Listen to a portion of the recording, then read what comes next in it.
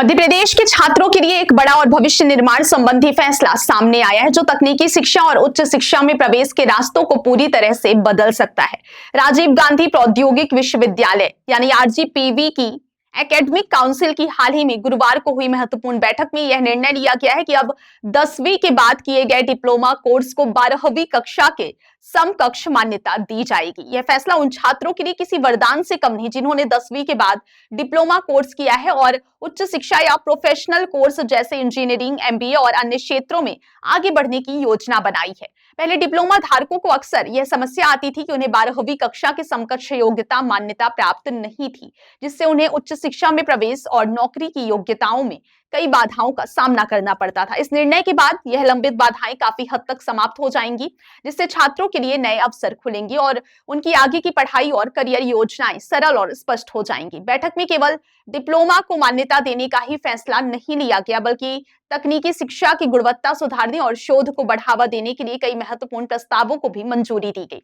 विशेष रूप से जबलपुर के प्रमुख संस्थानों जैसे कि टीआईटी जबलपुर और ज्ञान गंगा जबलपुर को स्वायत्त ऑटोनॉमस दर्जा देने का निर्णय लिया गया है। यह कदम उन कॉलेजों के लिए एक बड़ा अवसर साबित होगा, क्योंकि ऑटोनॉमस मिलने पर यह संस्थान उद्योग की मांगों और आधुनिक आवश्यकताओं के अनुरूप पाठ्यक्रम तैयार कर सकते हैं। विशेषज्ञों के अनुसार ऑटोनॉमस कॉलेजों को अकादमिक स्वतंत्रता मिलने से छात्रों को सीधे उद्योग की जरूरतों के अनुरूप शिक्षा प्राप्त होगी, जिससे उनकी व्यवहारिक क्षमताओं में वृद्धि होगी और रोजगार के अवसरों में वृद्धि होगी।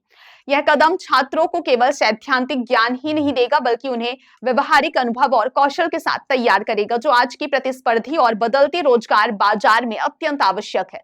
शोध के क्षेत्र में भी बैठक में महत्वपूर्ण निर्णय लिए गए। कुल 23 पीएचडी शोधार्थियों को डिग्री प्रदान करने की अंतिम मंजूरी दी गई, जबकि 20 शोधार्थियों को यूजीसी पीएचडी फेलोशिप प्रदान करने का सहमति बनी। यह पहल प्रदेश में शोध और नवाचार के क्षेत्र को मजबूत बनाने की दिशा में एक अहम कदम है। विशेषज्ञों का मानना है कि शोध को प्रोत्साहन मिलने से तकनीकी और व्यावसायिक क्षेत्रों में नई खोज और नवाचार को बढ़ावा मिलेगा। इससे न केवल विश्वविद्यालयों की शोध क्षमता बढ़ेगी, बल्कि प्रदेश के छात्रों को भी अनुसंधान और नवाचार के क्षेत्र में बेहतर अवसर मिलेंगे। इसके अलावा बैठक में इंजीनियरिंग, एमबीए और अन्य संबद्ध कॉलेजों की मान्यता और संबद्धता की समीक्षा की गई और उन्हें निरंतरता देते हुए मान्यता बहाल करने का निर्णय लिया गया। यह कदम उन छात्रों के लिए विशेष रूप से महत्वपूर्ण है जो इन कॉलेजों में अध्ययनरत हैं, क्योंकि इससे उनके करियर में किसी भी तरह की अनिश्चितता समाप्त होगी। छात्रों के नजरिए से इस निर्णय के कई लाभ सामने आते हैं। सबसे बड़ा लाभ यह है कि अब डिप्लोमा धारक छात्र 12वीं कक्षा के समकक्ष योग्यता प्राप्त करेंगे, जिससे उच्च शिक्षा में प्रवेश की संभावनाएं व्यापक होंगी।